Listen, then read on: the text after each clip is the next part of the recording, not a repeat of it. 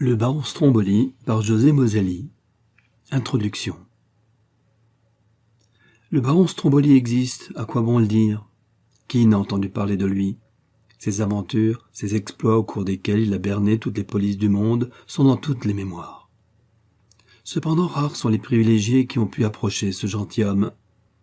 Pour moi, ce fut à bord d'un paquebot entre Marseille et Alexandrie que j'eus la bonne fortune d'être présenté au baron. Mince et élancé, un monocle à son œil noir, la moustache frisée sur de lèvres rouges et souriantes, le baron me fit, comme à tous nos compagnons de voyage, une impression inoubliable.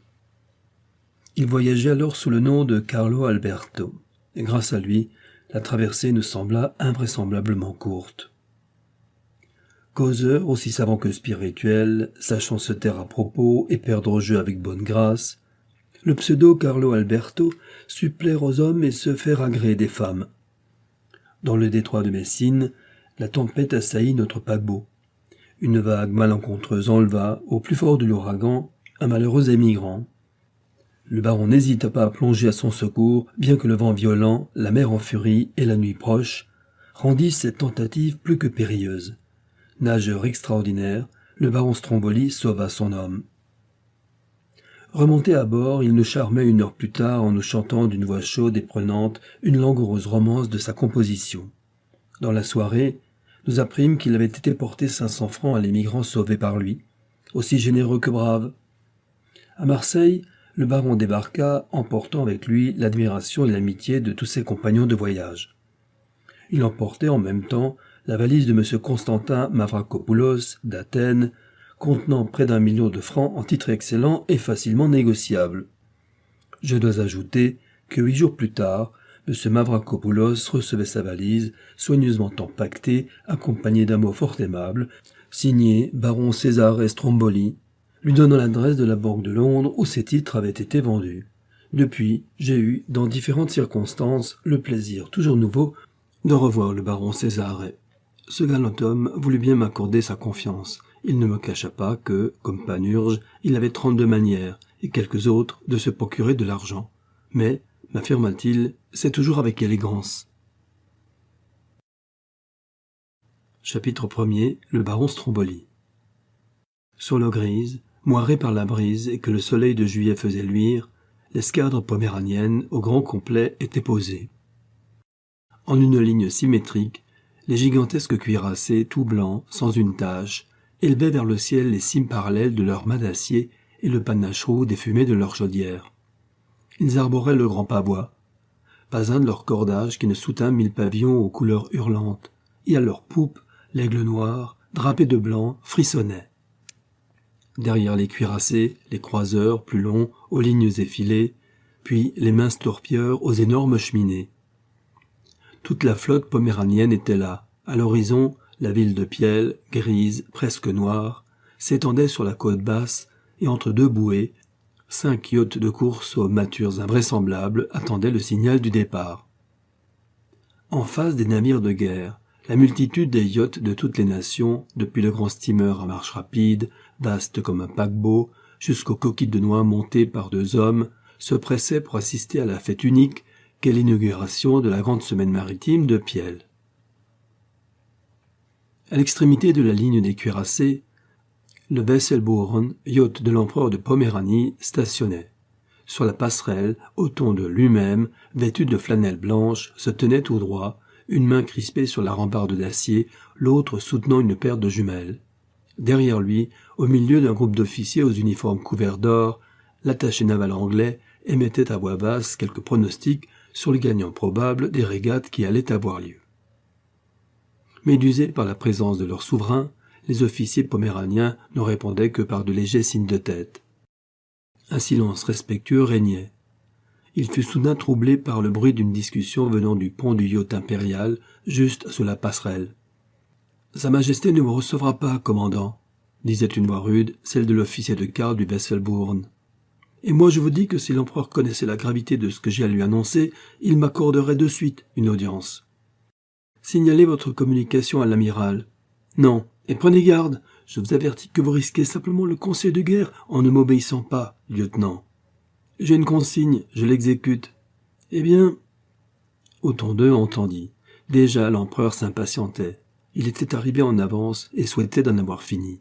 Il s'énervait à contempler les yachts immobiles. Il abaissa ses jumelles. Les sourcils froncés, il se retourna et d'un mouvement bref, se pencha pour apercevoir les individus assez audacieux pour élever la voix dans le voisinage de l'empereur.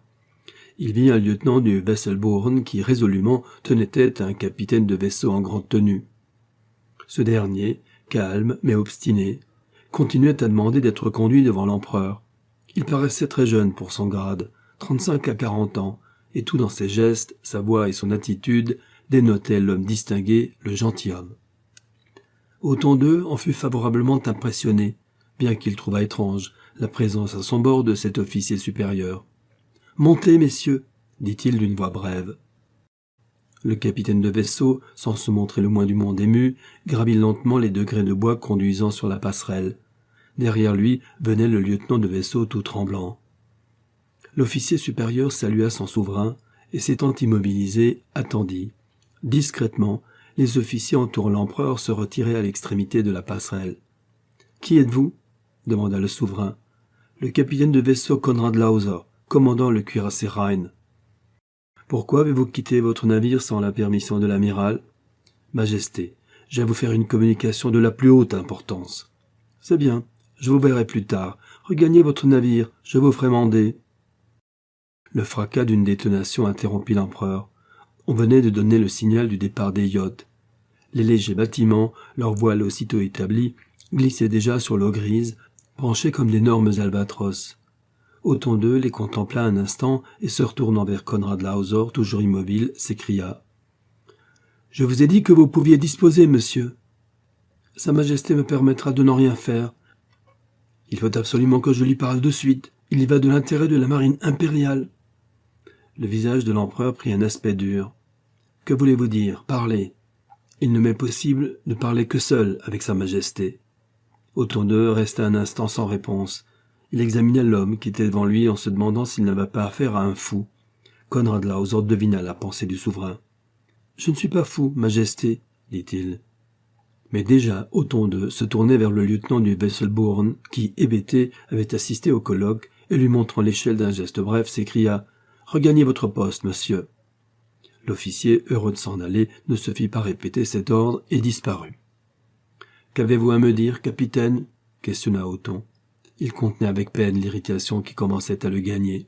« Si Sa Majesté veut bien venir dans le kiosque des cartes, j'aurai l'honneur de la renseigner immédiatement. » Intrigué au-delà de toute expression, l'empereur déféra cette invitation. Il avait hâte maintenant de savoir le mobile qui faisait agir Konrad Lauser. Les deux hommes, l'un suivant l'autre, entrèrent dans le kiosque d'acajou, sous le regard étonné des officiers du Wesselbourne et de l'attaché naval anglais. Konrad Lauser ferma la porte vitrée. Il parla. « Sire, je désirerais être anobli. C'est pourquoi j'ai résolu de tout faire afin que votre Majesté veuille bien m'accorder cette distinction. » « Comment ?»« Oui. Je me suis donc rendu maître du cuirassé Rhein, le plus puissant de la flotte poméranienne. Il est monté par des officiers de mes amis et prêt à foudroyer le Wesselbourne si je le veux. » Une flamme dans les yeux, Othon s'était redressé. Il courut vers la porte du kiosque, mais, souriant, Konrad Lauser se plaça au-devant du souverain. « Pas de scandale, Majesté. Sinon je donne le signal convenu et le bombardement commence. Tout est prêt. 4 de mes amis sont dans la tourelle avant, dont les canons sont chargés. » L'empereur de Poméranie, mortellement pâle, comprit que Konrad Lauser disait vrai. Effectivement, les 2 canons de 280 mm du cuirassé étaient braqués sur le yacht impérial. Quelle honte pour la marine poméranienne s'il exécutait sa menace. La flotte impériale, si fière de sa discipline, de son organisation sans défaut, donnant au monde le spectacle ridicule et extraordinaire d'un cuirassé bombardant le yacht de l'empereur. Il fallait transiger. Après, on verrait. Et le puissant souverain comptait bien faire payer cher à l'audacieux l'humiliation de cette seconde. Il regarda Lauser de son œil froid et bleu. « Que désirez-vous » questionna-t-il à voix basse. « Un écrit de vous, sire, me conférant le titre de baron Stromboli. Le nom me plaît, et une dotation de 2 millions de marks sur votre cassette. Et si je vous faisais arrêter, impossible, Majesté, vous seriez mort avant. Je ne peux pas vous signer un acte de noblesse ici. Mais si, je l'ai sur moi, tout préparé. » et Konrad Lauser tendit au souverain un parchemin attestant qu'à la suite de services exceptionnels, M. César Stromboli était élevé à la dignité de baron de l'Empire de Poméranie. « Si votre majesté veut bien signer » s'écria le capitaine de vaisseau en présentant à Othon II un magnifique stylographe d'or surmonté d'une énorme perle fine. Sans mot dire, l'empereur prit le précieux porte-plume et d'un geste nerveux paraphla le parchemin. Le nouveau baron Stromboli, après avoir laissé le papier sécher un instant, le plia soigneusement et le mit dans sa poche. « Maintenant, si votre majesté voulait bien me signer ce petit ordre de paiement sur sa cassette, dit le baron Stromboli, et il sortit de sa poche le document annoncé. Le puissant empereur de Poméranie avait hâte d'en finir. Il signa. « Je vais à présent, majesté, regagner mon navire qui va me conduire en lieu sûr. J'y attendrai que l'amiral von Bachelor m'y envoie un état-major de rechange avant de partir, et ainsi tout se passera sans scandale. » Et sur ces mots, le baron Stromboli salua militairement et sortit du kiosque. En quelques pas, il eut gagné le canot à vapeur du Rhine qui l'attendait au bas de l'échelle du Wesselborn. Et tandis que le petit vapeur s'éloignait du yacht impérial, Othon II, en proie à une rage indicible, sortait du kiosque. « Signalez à l'amiral von Bachelor de se rendre immédiatement devant moi, dit-il à un aide de camp accouru. La course des yachts tirait à sa fin. Déjà, le vainqueur, un magnifique racer anglais, était proche de la bouée marquant le but. Othon II s'approcha de l'attaché naval britannique. « Je vous félicite, dit-il, redevenu calme, de la victoire de votre compatriote. Ah, nous aurons fort à faire pour vous égaler. Mais non, sire, voyez ce cuirassé, quelle manœuvre admirable, on ne ferait mieux dans aucune marine. » Le Rhine, son ancre rentrée, sortait lentement de la ligne des cuirassés. Conduit avec une sûreté de main, une décision extraordinaire, il passa devant le cuirassé amiral, rasa le Wesselborn, qu'il salua à moins de 50 mètres, et fila vers le nord, laissant derrière lui 2 panaches de fumée.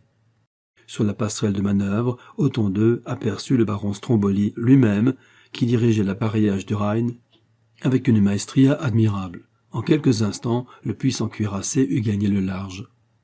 « La route au nord 43 est, ordonna le baron à l'officier de quart. « Téléphone-moi dès que tu verras les torpilleurs que cet imbécile de von Bachelor ne va pas manquer de nous envoyer.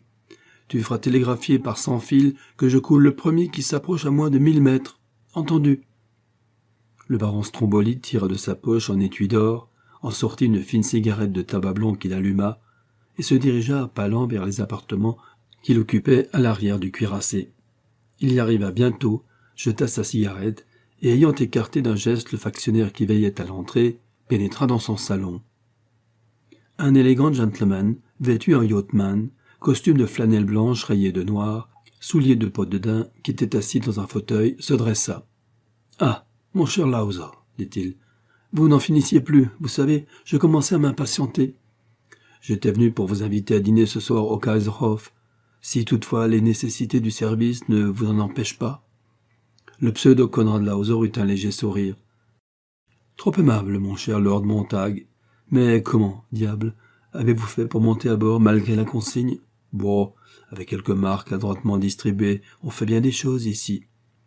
Je craignais de ne pouvoir vous faire parvenir mon invitation, et surtout, je vous l'avoue, je trouvais curieux d'assister aux régates à bord d'un cuirassé poméranien. Ce en quoi vous avez eu tort, mon cher ami. Vous n'assisterez pas aux régates et vous ne dînerez pas au Kaiserhof ce soir. »« Vous plaisantez » s'écria Lord Montag étonné. « Que voulez-vous dire ?»« Très peu de choses, mon cher. Tout d'abord, que je ne m'appelle ni Konrad ni Lauser et que je ne suis pas capitaine de vaisseau ni même poméranien. » Lord Montag recula un peu effrayé. Le pseudo Konrad Lauser comprit sa pensée. « Je ne suis pas fou, n'ayez pas peur, mon ami. C'est très simple, Konrad Lauser était mon ami. Il me ressemblait étrangement. Il mourut dans mes bras près de Bade il y a 7 mois. J'eus une idée. Il me parut drôle de continuer à jouer le rôle que mon ami, de son vivant, avait tenu dans la comédie humaine. Je fis enterrer mon ami sous le nom que je portais à cette époque, et c'est ainsi que je devins le commandant de ce cuirassé. » Lord Montag, effaré malgré son sang-froid britannique, ne trouva pas de réponse. Son interlocuteur, souriant, poursuivit. « Et maintenant, à la suite d'un petit incident qui vient de se passer, nous allons vers le Danemark où je vous débarquerai, ce qui vous empêchera de dîner ce soir au Kaiserhof. Mais enfin, les officiers. Depuis 2 jours, Les véritables officiers du Rhin ont été envoyés par moi en permission les uns après les autres. L'état-major est composé d'amis à moi. Aujourd'hui, j'ai arraché par la menace quelques avantages à l'empereur Othon. Et maintenant, nous fouillons vers l'île de Laaland, où nous serons dans 1 heure. Nous débarquerons aussitôt, et ceux qui ne vont pas manquer de nous poursuivre nous remplaceront à bord. « C'est violent !» exclama Lord Montague, qui peu à peu se remettait. « Dans la marine anglaise, une chose pareille serait impossible. »« Savoir !» fit le baron Stromboli, énigmatique. Mais une sonnerie stridente l'interrompit. Le baron bondit vers un téléphone posé sur une console. « Allô ? J'écoute. »« 2 torpilleurs nous convoient à petite distance. C'est bien, je vais venir. » D'un geste nerveux, Stromboli raccrocha le récepteur. « Vous m'excusez, je suis à vous dans quelques instants, » dit-il au noble lord. Et, très tranquillement, il sortit du salon et se dirigea vers la passerelle du Rhin. Lorsqu'il y arriva, le cuirassé était à mi-chemin entre Piel et l'île de Laaland. Sur la mer calme, il glissait à une vitesse de 20 nœuds et derrière lui, 2 contre-torpilleurs, vomissant vers le ciel une épaisse fumée, suivaient. « Je les ai prévenus par TSF de ne pas approcher à moins de 1000 mètres, » dit l'officier de quart au baron. « Ils n'ont pas répondu, mais se le sont tenus pour dit. Bien. Pour le moment, il n'y a qu'à continuer. Dans 3 quarts d'heure, nous serons à Rodby. Le renard nous y attend, dans un coin du fjord. Oui. » Les 2 hommes, sans cesser de causer, commencèrent à se promener de long en large. Sur le pont du cuirassé, les marins étaient à leur poste, se demandant ce que voulait dire cette promenade inattendue. Mais on ne raisonne pas dans la marine impériale, on obéit. Cependant, les hautes falaises noires et dentelées de la côte danoise se rapprochaient rapidement. « Chacun à son poste de mouillage !» commanda le baron Stromboli d'une voix de stentor. Peu à peu, l'échancrure sombre du fjord de Rodby se distinguait. Et à 1 mile environ vers le sud, les 2 destroyers continuaient leur poursuite. Le fjord, bientôt, ne fut plus qu'à 800 mètres de l'avant du cuirassé. « Machine, stop !» commanda le baron. « Parez à mouiller !» Le Rhin ralentit sa marche, et Stromboli, ayant fait battre en arrière, s'immobilisa à quelques centaines de mètres devant le fjord. « Bâbord, mouillez !» Le tonnerre de la chaîne énorme se ruant, entraîné par l'ancre à travers les cubiers, ébranla l'air, tandis que l'énorme masse d'acier trouait la surface liquide, en faisant rejaillir autour d'elle un bouillonnement neigeux. Le baron Stromboli, aussitôt, descendit de la passerelle et regagna son salon. « Nous voici arrivés, lord. Vous venez ?»« Ma foi non, je reste à bord. Je veux voir la tête des Poméraniens. À votre aise. Mais vous savez, ils pourraient bien se venger sur vous de ma petite plaisanterie. À votre place, je prendrai l'air. Ils n'oseront pas. Adieu donc, mon cher ami, et je pense bien que nous nous reverrons. » L'Anglais s'inclina sans répondre. Insouciant, le baron Stromboli remonta sur la passerelle. Il sortit de sa poche un sifflet bizarre et inconnu dans toutes les marines, et en tira un son étrange. À cet appel, tous les officiers du bord, sans distinction de grade ni de spécialité, accoururent autour de lui. « Venez, messieurs !» Le baron Stromboli, suivi de tout son état-major, descendit l'échelle de tribord arrière à laquelle un élégant canot automobile était venu accoster. Sous les yeux agrandis par l'ahurissement de tout l'équipage du Rhin, Stromboli et les officiers du cuirassé y prirent place. Le canot déborda aussitôt et à une vitesse folle s'éloigna du cuirassé et fila vers le nord-est. 10 minutes plus tard, les 2 contre-torpilleurs arrivaient et venaient se placer le long du Rhin. Leurs officiers bondirent à bord du cuirassé et apprirent ainsi le départ précipité du faux Konradlauser et de ses officiers. Ils avaient des ordres pour ne pas insister. Quelques-uns d'entre eux remplacèrent les disparus. Le Rhin reprit la mer et regagna Piel où il arriva dans la soirée, sans que son équipage eût rien compris à ce voyage. 1 mois plus tard, la Deutsche Bank présentait à l'encaissement un bon de 2 millions de marks sur la cassette impériale à l'ordre du baron Cesare Stromboli. Il fut payé sans la moindre difficulté. Chapitre 2. L'émeraude de Rubik-le-Rousse. Quand même, ce baron Stromboli n'est vraiment pas si fort qu'on l'affirme, je persiste à le dire. Tous ses exploits, si l'on peut appeler ainsi ses volets cambriolages, n'ont prouvé jusqu'ici que la naïveté de ses victimes, et vous remarquerez qu'il s'est bien gardé d'opérer en Russie où la police est serrée, les prisons solides et la Sibérie proche. Ayant débité tout d'une traite ce petit discours, le prince Oberlianov, grand maréchal de la noblesse et gouverneur de la province de Moscou, regarda autour de lui comme pour chercher une approbation à ses paroles. Ses auditeurs, une dizaine d'officiers, de fonctionnaires aux brillants uniformes, hochèrent la tête d'un air entendu. Des murmures flatteurs se firent entendre. Un jeune cadet, encore imberbe, s'écria « Certes, la police est bien faite dans notre sainte Russie, et surtout dans le gouvernement de Moscou, grâce à la remarquable organisation de son honneur. » Le prince Oberlianov ne broncha pas sous ce compliment asséné à bout portant. Il remercia d'un mince sourire, et content de lui, jeta un regard scrutateur sur son entourage. La soirée s'avançait. Déjà, les vastes salons du palais Oberlianov, où se passait cette scène, se dégarnissaient peu à peu. Les petits hobereaux des environs venaient un à un présenter leurs hommages au prince et regagnaient leurs traîneaux. Au dehors, une neige fine et serrée tombait, assourdissant les moindres bruits. Seul s'entendait le murmure confus des conversations et le bruit atténué d'un orchestre de musiciens tartares, dissimulé derrière un amas de plantes vertes. Décidément, le prince Oberlianov en tenait pour le baron Stromboli. De nouveau, il parla du célèbre aventurier. « Somme toute, je crois que l'on a fort exagéré les hauts faits de ce Stromboli, dit-il. Cet aventurier me paraît simplement comme un ingénieux escroc, rien de plus. Cela m'amuserait d'avoir affaire à lui, d'autant plus qu'on s'ennuie tant ici, à Paris. »« Oh, prince !» dit un jeune officier de la garde, qui jusqu'ici n'avait pas prononcé un mot. « Moi, j'ai connu le baron. C'est un charmant homme et vraiment ingénieux. » Instantanément, l'assistant se rapprocha du parleur. Il continua. « Le baron Stromboli est aimable au possible, et depuis longtemps m'a promis de me rendre visite. S'il plaît à son honneur de le connaître, je l'amènerai ici, à condition toutefois que j'ai la promesse formelle que rien ne soit tenté contre lui. »« Parlez-vous sérieusement, Pavel Ivanovitch » s'écria le prince Oberlianov. « Je n'ai jamais été plus sérieux. »« Eh bien, vous avez ma parole, que le baron, votre ami, et Oberlianov prononça ces deux derniers mots avec une légère ironie, ne sera pas inquiété le moins du monde tant qu'il sera à Moscou et naturellement tant qu'il ne commettra aucun délit. Et quand comptez-vous nous faire profiter de sa présence ? » « Oh, dans très peu de temps. » Pavel Ivanovitch sourit et regarda ses interlocuteurs de son air le plus aimable. « De suite, même, je suis le baron César Stromboli lui-même. » Des rires fusèrent à la ronde. « Ah, elle est bien bonne.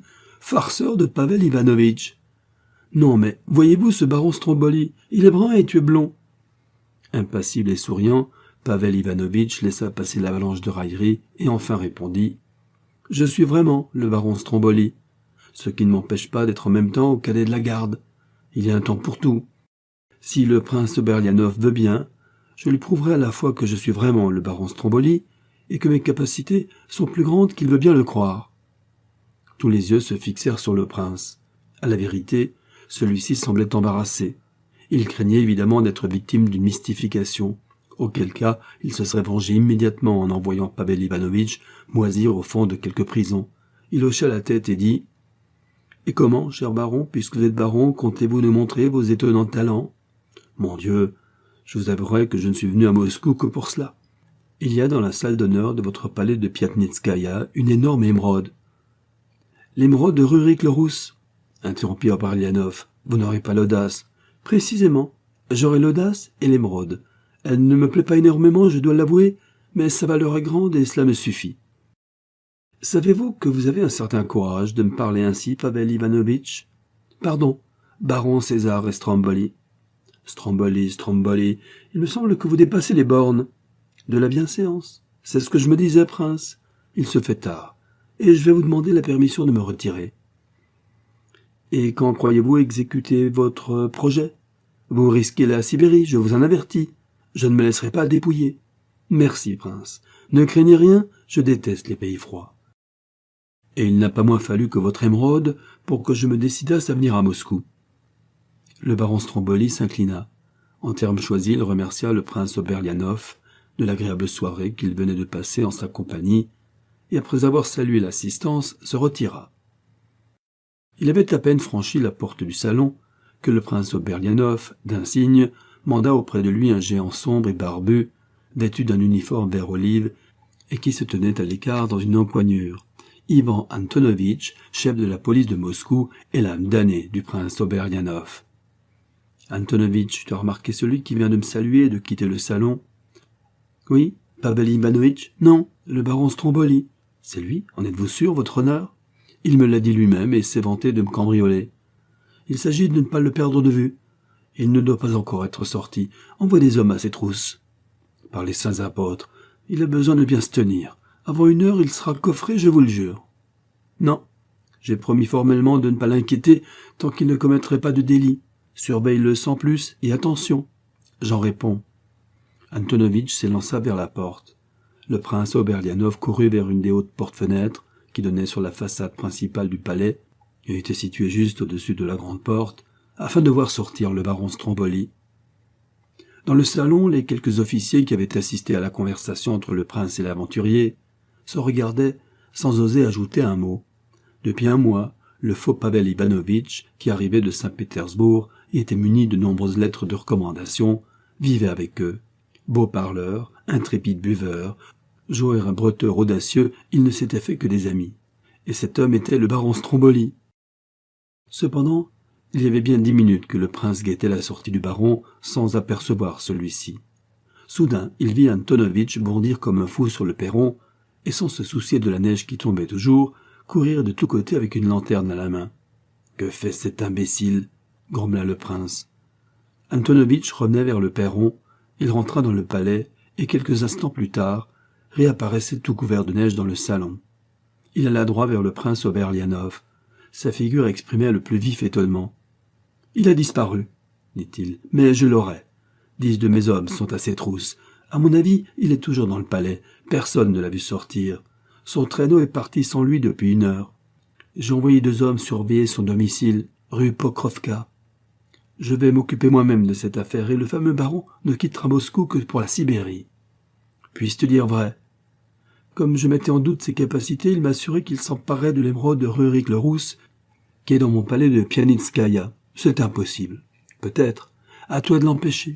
Je te rends responsable des méfaits du baron. Tu es prévenu. Que Dieu te garde. Je me charge de lui, conclut Antonovitch. Et sur ces mots, il fit demi-tour, quitta les salons. Sous des dehors frustes, Ivan Antonovitch cachait une âme de renard. Il en avait l'astuce et la férocité. L'arrestation de dangereux nihilistes, effectuée par lui dans d'extraordinaires circonstances, prouvait son audace et son ingéniosité. Aussi, tranquille sur le sort de la fameuse émeraude, le prince Oberlianov, souriant, rejoignit le groupe d'officiers témoins de la promesse hasardeuse du baron Stromboli. « Eh bien, messieurs, je viens de mettre Ivan Antonovitch aux trousses du baron. Son affaire est claire. » Tout le monde approuva.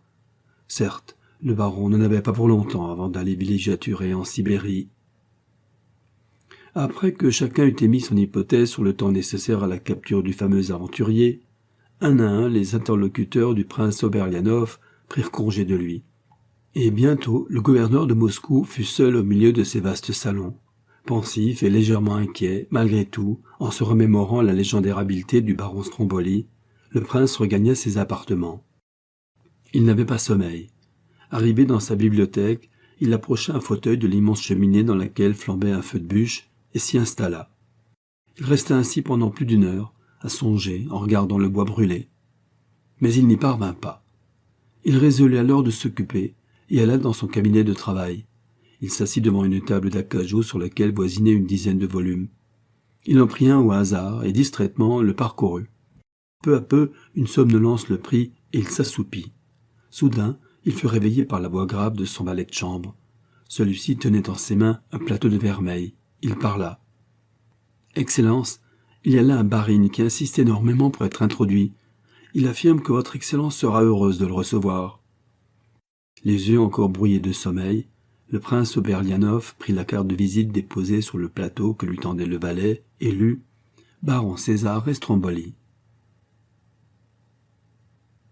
Situé près de la Moskova, à quelques centaines de mètres du Kremlin, le palais de Pianitskaya, propriété de la famille Oberlianov depuis plus d'1 siècle, il a été donné à Féodor Oberlianov par Catherine II, constitue une des merveilles de Moscou. Dans ses 356 salles, toutes richement meublées, des merveilles d'art s'entassent pour le seul plaisir des yeux de son propriétaire. Il y a des armures de boyards datant du XVIe siècle, un coq de platine serti d'émeraude, dont du fameux tsar Boris Godunov, des filigranes de Cracovie, des émaux vénitiens, le tout enfermé ou posé sur des meubles antiques qui sont eux-mêmes de véritables pièces de musée. Mais la merveille du palais de Pianitskaya, c'est la fameuse émeraude de Rurik le Rousse.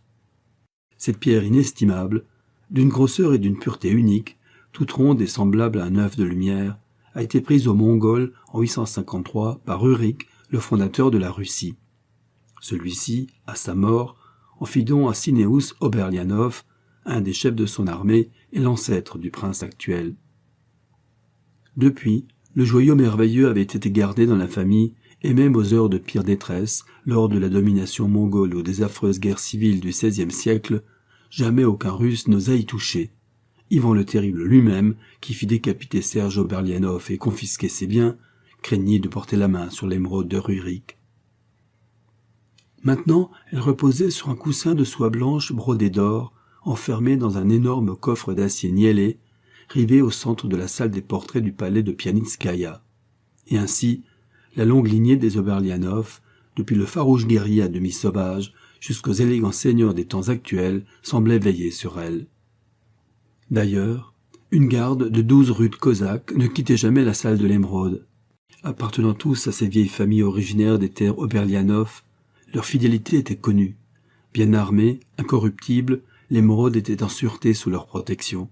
De plus, l'accès du palais de Pianitskaya était assez difficile.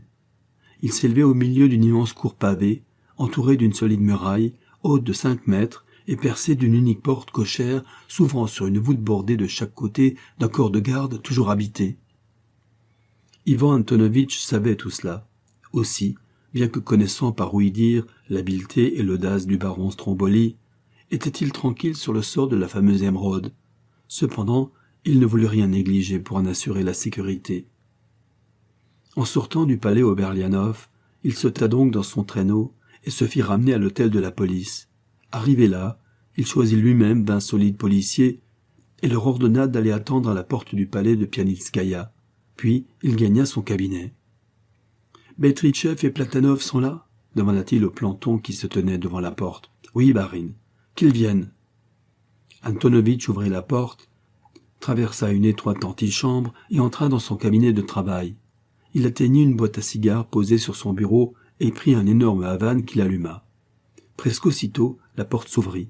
Platanov, grand diable à figure chafouine, parut. « Eh bien, brute, où est Pavel Ivanovitch ?»« Chef, il n'a pas paru chez lui depuis ce matin. Personne ne l'a vu aux alentours.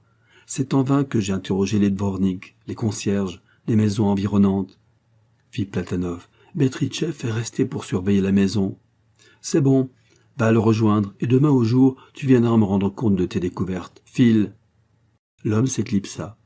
Ivan Antonovitch prit alors 2 revolvers dans le tiroir de son bureau, les enfouit dans ses poches, et ayant revêtu un épais manteau de fourrure, sortit seul de l'hôtel de la police. Dans les rues ténébreuses et désertes, la neige tombait toujours. Elle réverbérait sinistrement la lueur des rares candélabres encore allumés. Son cigare en bouche, les mains dans ses poches, serrant chacune un revolver, Antonovitch marchait d'un pas souple, heureux d'entendre la neige crier sous le talon de ses bottes molles. En quelques minutes, il arriva devant la porte du palais de Pianitskaya. Ces hommes, immobiles sous la neige, l'y attendaient. Sans même répondre à leur salut, Antonovitch saisit le marteau de bronze pendant contre lui et, vigoureusement, frappa 3 coups. Un Judas s'entr'ouvrit, une voix rude demanda « Qui va là ?»« Moi, Ivan Antonovitch. Ne me fais pas attendre, brute. » Le Judas se referma, et lentement, la porte s'ouvrit, et laissa voir un colossal moudjik tenant à la main une lanterne sourde. Il aperçut le chef de la police et s'inclina bien bas. « Que Dieu et les apôtres soient avec toi, barine, » dit-il. « C'est bon, laisse-moi passer avec mes hommes. Rien de suspect ?»« Rien, Ivan Antonovitch. Tant mieux. Sache que des malfaiteurs me sont signalés, qui veulent tenter un coup de main contre le palais. N'ouvre à personne qu'à son honneur le prince. »« Vous pouvez vous fier à moi, barine. » Antonovitch se tourna vers les policiers. « Suivez-moi, vous autres, » dit-il.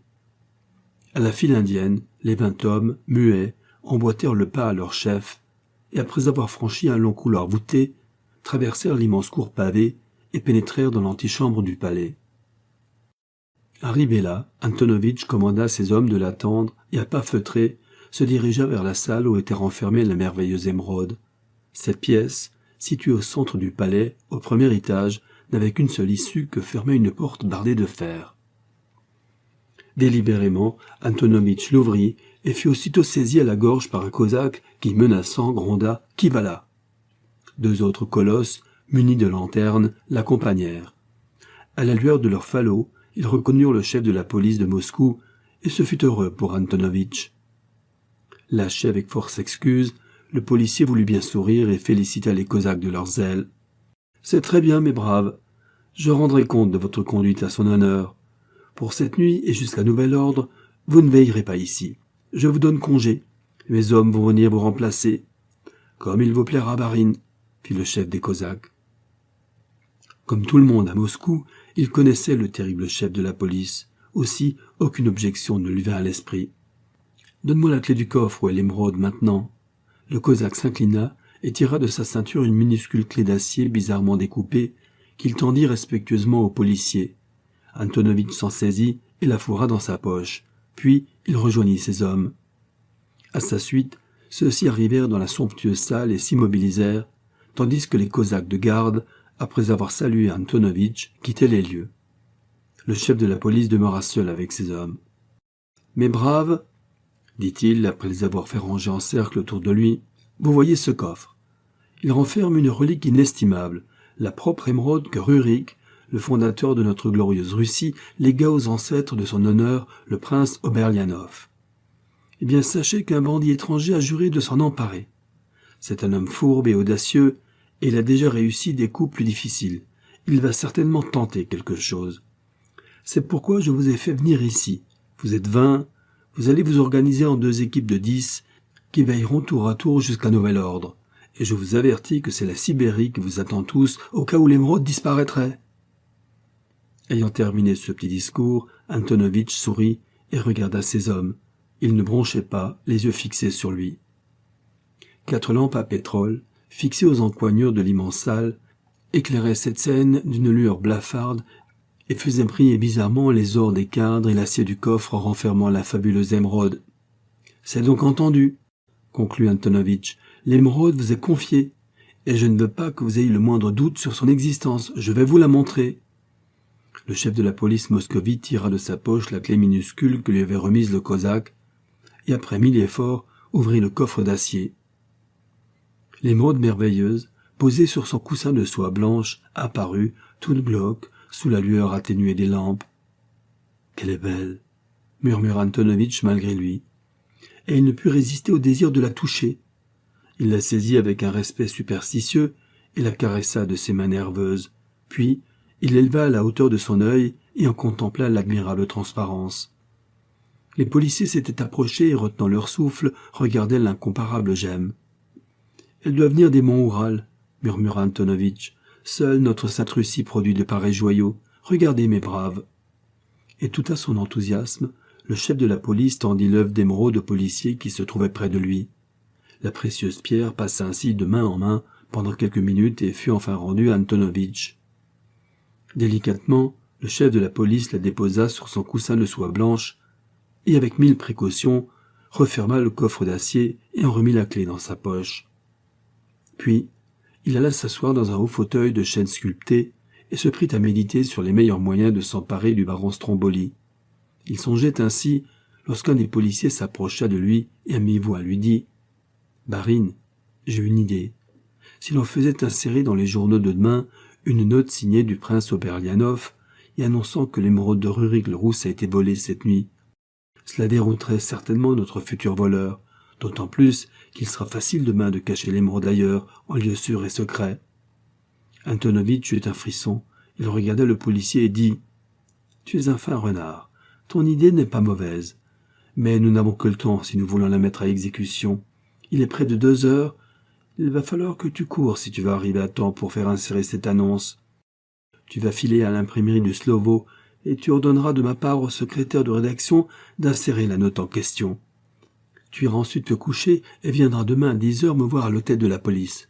Je vais t'accompagner moi-même pour qu'on te laisse sortir. » À la vue de la carte du baron Stromboli, le prince Oberlianov avait frissonné. « Faites entrer, » dit-il. Le valet s'inclina et disparut. Oberlianov, en quelques tapes, rajustait tant bien que mal son habit fripé par sa longue station dans le fauteuil. Maintenant il se repentait du défi si imprudemment lancé au fameux baron. mais la portière de cuir s'écartait. Souriant, le baron Stromboli parut. Il marcha vers Oberlianov et de sa voix grave prononça « Vous me voyez navré, prince, de vous déranger à une heure aussi insolite, mais vous me pardonnerez certainement en faveur des nouvelles importantes dont je suis porteur. Vous me faites plaisir, au contraire, bredouilla Oberlianov. Il est certain qu'il mentait imprudemment, mais le baron Stromboli n'en avait cure. Oui, je suis vraiment désolé, mais je n'abuserai pas de vos instants. Qu'il me suffise de vous dire que l'émeraude de Rurik-le-Rousse est actuellement en route pour la France. » Le prince Oberlianov devint blanc, ses traits se contractèrent, menaçants. « C'est une plaisanterie, n'est-ce pas? Autrement, plaît-il? Vous m'avez, ce me semble, engagé hier soir, car le jour va bientôt se lever, votre parole de ne rien tenter contre moi. Et je vous défie de bien prouver que je suis pour quelque chose dans la disparition de l'émeraude. » Oberlianov resta sans voix. Malgré tout, il voulait croire que le baron se vantait. Par un terrible effort de volonté, il parvint à sourire et à dire « Tout ceci est bel et bien, baron, et je vous remercie de votre si aimable visite. Oh, c'est la moindre des choses, je serai chez moi toute la journée d'aujourd'hui, si vous voulez honorer de votre présence ma petite maison de la rue Pokrovka. Je ne dis pas non, à demain donc. Vous me ferez plaisir, prince. » Oberlianov sonna. Un valet apparut, et sur son ordre reconduisit le baron. À travers la vitre givrée, le prince aperçut Stromboli monter dans un traîneau qui aussitôt partit à toute vitesse et se perdit dans la nuit. Oberlianov sonna. Au valet accouru, il ordonna de lui apporter sa pelisse et ses bottes, et 2 minutes plus tard, le prince, suant malgré le froid intense, arrivait à la porte du palais de Pianinskaya. À son appel, le portier ouvrit aussitôt et, reconnaissant le prince, s'inclina devant lui. « Rien de nouveau, Boris ? » ?»« Rien, votre honneur. » Rassuré, le prince se dirigea vers le palais et en quelques pas rapides franchit la vaste cour. L'immense bâtisse semblait dormir. Seule la fenêtre de la salle des portraits laissait filtrer une lueur jaunâtre. Oberlianov entra dans le palais et bientôt arriva dans la salle de l'émeraude. Il vit alors Antonovitch assoupi sur une chaise adossée contre la porte du coffre d'acier et autour de lui 10 policiers aux aguets. Ceux-ci, à la vue du prince, s'écartèrent. « Oh, Antonovitch !» Le policier, réveillé en sursaut, se dressa brusquement. Il vit le prince Oberlianov et balbutia. « Vous ici, votre honneur ?»« Oui, moi. Je viens voir l'émeraude. Le baron Stromboli sort de chez moi. Il vient de m'annoncer qu'il l'a enlevé. » Antonovitch se mit à rire. « Cet homme est un malencontreux farceur, votre honneur. J'ai vérifié tout à l'heure la présence de l'émeraude dans le coffre et l'ai enfermé moi-même. Alors ?»« Tu as raison, mais ce diable de Stromboli m'a fait peur. Ouvre !» Antonovitch, un ricanement aux lèvres, chercha la clé dans la poche où il l'avait mise. Elle n'y était plus. Pourtant, il se souvenait parfaitement de l'y avoir placée. Le sang aux tempes, les mains tremblantes, le chef de la police de Moscou chercha en vain dans les moindres replis de ses vêtements, la clé avait disparu. Oberlianov, un pli de colère au front, regardait sans mot dire le policier s'agiter. Enfin, il parla. « Alors, tu t'es fait voler la clé, Antonovitch, dit-il d'une voix méprisante. Mais, votre honneur. Eh bien, réponds. Je dois l'avoir perdu lorsque j'ai fait sortir Michel. Michel, quel Michel? Un de mes hommes que j'ai envoyé en mission. Tu es sûr de ce Michel? Comme de tous mes hommes, votre honneur. En tout cas, je puis affirmer que l'émeraude est toujours à sa place. Mes hommes n'ont cessé de la veiller. Oui, j'ai dû laisser tomber la clé dans la cour. On verra. Reste ici. Je possède heureusement une deuxième clé. Je vais la chercher. » Et Oberlianov, les nerfs crispés, sortit en faisant claquer la lourde porte de chêne. Antonovitch était anéanti. Sitôt le prince disparut, il cria. « Répondez, chien, il n'aime plus personne en mon absence ?»« Non, chef, » répondirent 19 voix. Cette réponse calma un peu le chef de la police. Il baissa la tête et se prit à arpenter l'immense salle. Cependant, le prince Oberlianov était arrivé chez lui. Il franchit la porte et pénétra dans l'antichambre. Un valet, emmitouflé dans une capote de drap gris, sommeillait. Il se dressa en entendant venir le prince et bredouilla. « Votre honneur, on vient d'apporter quelque chose pour votre honneur. Donne !» Le valet fouilla dans sa poche et en retira un minuscule paquet enveloppé de papier blanc. Le prince le palpa et de ses doigts en déchira l'enveloppe. Le paquet contenait une clé, la clé du coffre renfermant l'émeraude de Rurik-le-Rousse et une carte de visite, baron César et Stromboli. Comme un fou, le prince Oberlianov se précipita au dehors. À présent, il en était sûr, l'émeraude n'était plus au palais de Pianinskaya. Le prince arriva au palais et pénétra dans la salle des portraits. « Porc, brute, immonde !» hurla-t-il à Antonovitch qui s'avançait au-devant de lui. « Je l'ai retrouvé, la clé qu'on t'a volée. Qu'on t'a volée, entends-tu bien, chien? C'est le baron Stromboli qui te l'a volée et il l'a fait porter chez moi, tu entends? Non content de me dépouiller, il me raille. » Oberlianov, bégayant de fureur, n'écoutait pas les protestations d'Antonovitch. D'une main que la rage faisait trembler, il parvint, après quelques secondes de tâtonnement, à introduire la clé dans la serrure du coffre. Il l'ouvrit et éclata de rire. L'émeraude, tel un énorme œil vert, resplendissait toujours sur sa couche de satin blanc. Oberlianov soupira. Et pendant un instant, ce fut le silence. À travers les vitres blanchies de givre de l'immense fenêtre, la lueur blafarde des premiers rayons du soleil apparaissait. Quand même, ce baron Stromboli est assez spirituel, s'écria Oberlianov dans l'excès de sa joie. Et il saisit l'œuf d'émeraude et le caressa dans ses mains moites de fièvre. Sans mot dire, Antonovitch regardait, ayant une seule pensée en tête, se venger de Stromboli. Oberlianov remit l'émeraude sur son coussin et avec un nouveau soupir de satisfaction referma la porte du coffre. Il s'approcha d'Antonovitch, sombre, et dans l'excès de son contentement, lui donna une tape sur l'épaule. « Alors, Ivan Antonovitch, avoue que le baron Stromboli est plus fort que toi. »« Peut-être, » grommela le policier. « En tout cas, je compte bien prendre ma revanche. Je me charge d'envoyer le fameux baron en Sibérie. »« Si tu en es capable, mon pauvre Antonovitch. En attendant, comme toutes ces émotions m'ont fatigué, tu vas envoyer un de tes hommes me chercher un traîneau pour me reconduire chez moi. Oui, votre honneur. Et tâche à l'avenir de te montrer moins naïf. » 10 minutes plus tard, Oberlianov réintégrait son palais et se couchait. Il dormit ainsi jusqu'à midi, heure à laquelle son intendant vint l'avertir que son dîner était prêt. Encore fatigué par les émotions de la nuit, le prince se fit habiller et gagna sa salle à manger. Il n'avait guère faim, et ce fut sans enthousiasme qu'il attaqua les hors-d'œuvre. Mais il avait à peine commencé à manger qu'un valet apparut. « Son Excellence Antonovitch prit son honneur de bien vouloir le recevoir, dit-il. »« Fais-le entrer, » grommela le prince. À la suite du domestique, Antonovitch parut. Il était très pâle.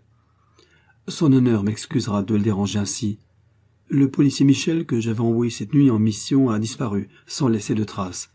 Je soupçonne le baron Stromboli d'être pour quelque chose dans cette affaire. Puis-je agir ? » Écoute, je dois aller cet après-midi rendre visite au baron. Je le lui ai promis, tu m'accompagneras. Mais c'est que justement j'ai reçu une lettre de ce baron, me priant de venir le voir aujourd'hui, grommela Ivan Antonovitch. Ah, c'est drôle. J'y vais à 3 heures. Viens me prendre ici, nous irons ensemble. Ne vaudrait-il pas mieux le faire coffrer tout de suite? Une fois bien abrité à la prison d'Olgorovska, il aura tout le temps d'attendre notre visite. La paix, Antonovitch. Le baron n'a commis aucun délit. Nous irons le voir à 3 heures. Bien, votre honneur, répondit le policier, et avec la figure d'un dogue à qui l'on refuse un os, il se retira.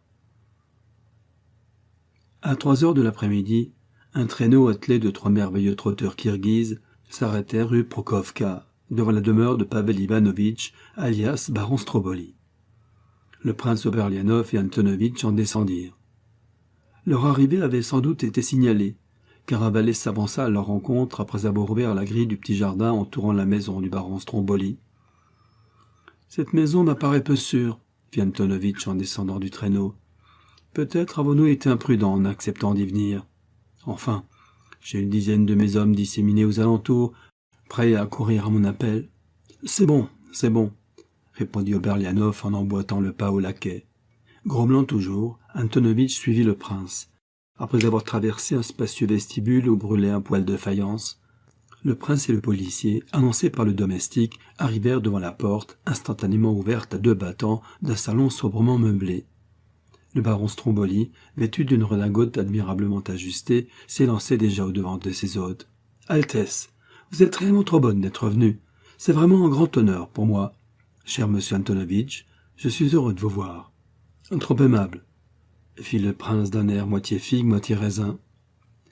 L'arrivée d'un valet portant un plateau d'argent sous lequel était posé un samovar, quelques tasses et de nombreux gâteaux interrompit la conversation. Le valet parti, Stromboli se leva en disant « Vous m'excuserez, prince, j'ai l'habitude de faire le thé moi-même. »« Faites donc, je vous en prie, » dit Oberlianov. Le baron Stromboli, souriant, s'approcha du samovar qui avait été posé sur une table entre Oberlianov et Antonovitch. « Cher prince, dit-il en caressant le couvercle du samovar, je m'en voudrais de vous avoir ainsi dérangé, vous ainsi que ce cher monsieur Antonovitch, si je n'avais eu des choses vraiment sérieuses à vous apprendre. » Antonovitch regarda le baron d'un air soupçonneux. Il posa ses deux énormes mains sur les accoudeurs du fauteuil où il était assis. Comme s'il se préparait à bondir, Stromboli se tourna vers lui.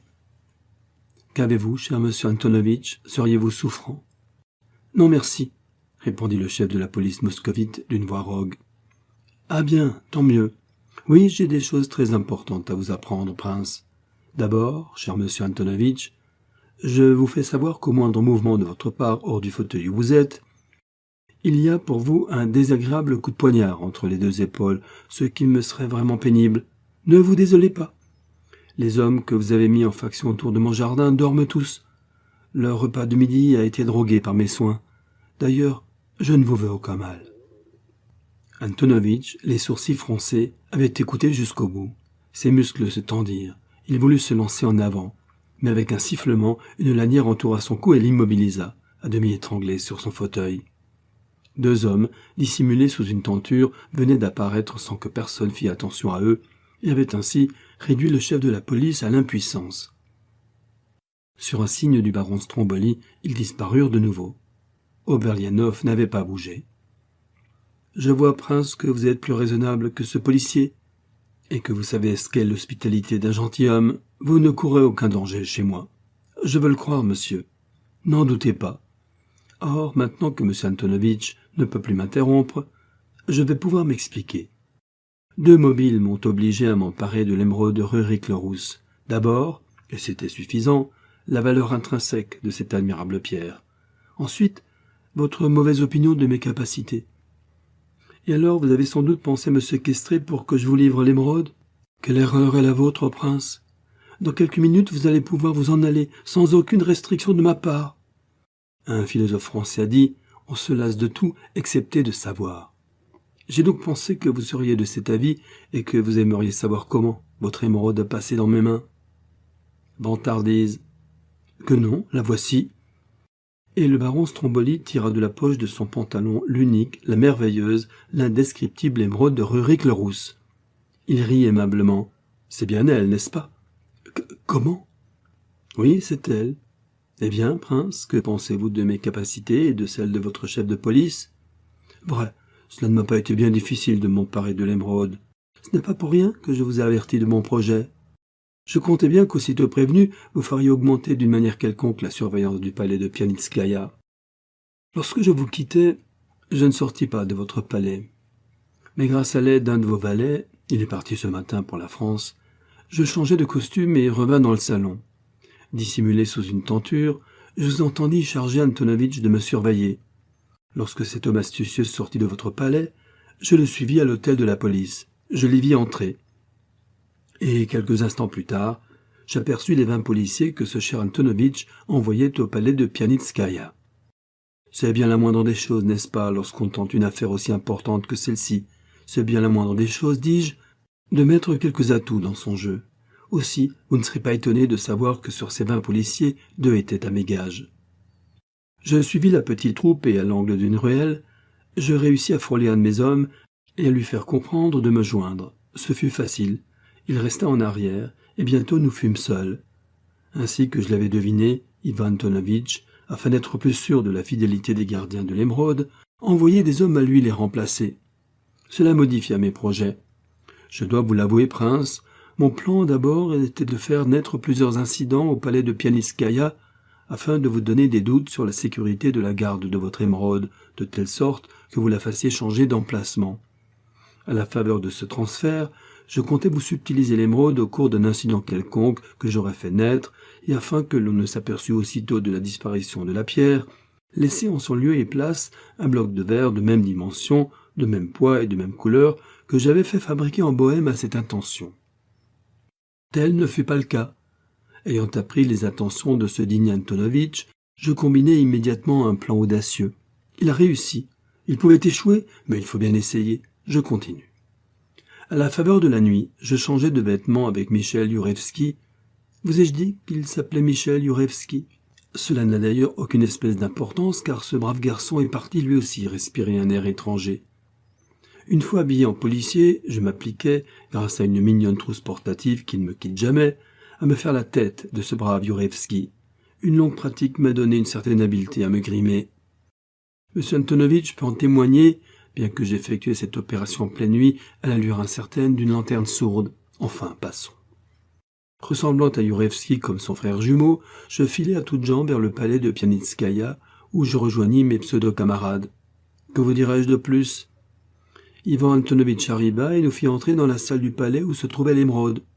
Une fois là, ce fut non sans émotion que je mis mon plan à exécution. Antonovitch allait-il tomber dans le piège que je lui tendais? Oui. D'une voix que j'essayais autant que possible de rendre semblable à celle de celui dont j'étais le sosie, je demandai ingénument au chef de la police s'il était bien certain que l'émeraude fût encore dans le coffre. Cher Antonovitch, il agit ainsi que je l'espérais. Il ouvrit le coffre et en tira la précieuse pierre. Il la fit luire à l'éclat des lampes. Moi, pendant ce temps, j'avais sorti de ma poche l'émeraude factice fabriquée en Bohême et l'avais glissée dans ma manche. Je demandai à Antonovitch de voir la précieuse pierre de plus près. Il me la passa, vous comprenez. Je lui rendis en son lieu le morceau de cristal vert, et tremblant de joie, je le vis enfermer soigneusement ce bijou dérisoire. Il ne me restait plus qu'à sortir du palais, ce fut facile. Je suggérai à Antonovitch de faire insérer dans le slovo d'aujourd'hui une communication astucieuse destinée à égarer le baron Stromboli. Antonovitch trouva cette combinaison ingénieuse. En vérité, elle l'était, n'est-ce pas? Et j'eus ainsi le double plaisir d'être accompagné jusqu'à la porte du palais par cet aimable M. Antonovitch, et chemin faisant, d'extraire de sa ceinture la clé du coffre qu'avait contenu l'émeraude de Rurik-le-Rousse. Et voilà. Sorti du palais, je rentrai chez moi et en hâte absorbais une légère collation, car ces émotions m'avaient creusé. Puis, ayant quitté mon costume de policier et revêtu un habit plus conforme à ma condition sociale, j'allais aussitôt vous rendre visite, prince. J'ai fini. Un conseil seulement. N'en voulez pas de trop à ce brave Antonovitch. Il n'a fait qu'avancer de quelques heures, ou au plus de quelques jours, la perte inévitable de votre merveilleuse émeraude, et consolez-vous en pensant qu'elle va devenir la propriété d'une femme charmante. Le baron Stromboli sourit. Il avança la main vers le samovar et, aimablement, conclut. « Voulez-vous, prince, me permettre maintenant de vous offrir une tasse de thé? Il vient directement de Yatka. Le tsar n'en boit pas de meilleur. »« Merci, » dit Oberlianov d'une voix altérée. Le baron Stromboli, cependant, remettait dans sa poche la précieuse émeraude qu'il avait, tandis qu'il parlait, gardée à la main. « L'heure s'avance, prince. Il se fait tard et je dois être, dans quelques minutes, à la gare de Smolensk pour y prendre le Nord Express. »« Et moi, qu'allez-vous faire de moi ?» gronda Oberlianov, se laissant aller à sa rage. « Je vous promets qu'aussitôt dehors, je mets toute la police de l'Empire à vos trousses. C'est la moindre des choses, prince. Adieu. » Posément, le baron Stromboli marcha vers la porte et sortit. Un instant, Oberlianov resta figé de stupeur. Puis il se dressa et courut à la porte. Elle était ouverte. Il bondit dans le vestibule et arriva dans le jardin. « Au secours !» hurla-t-il. Mais nul passant dans la rue déserte. Alors, le prince courut jusqu'à la maison voisine et en revint avec 2 hommes. Grâce à leur aide, ils délivrèrent le chef de la police. Une battue fut aussitôt organisée. Elle n'eut aucun résultat. Le baron Stromboli était parti par une porte de derrière, où, en vain, les voyageurs du Nord Express, sur l'ordre du prince, furent-ils examinés minutieusement. Aucune trace du baron. Cependant, 5 jours plus tard, le prince Oberlianov recevait un télégramme ainsi conçu. De Paris, suis bien arrivé après excellent voyage. Sympathique souvenir, baron César Stromboli.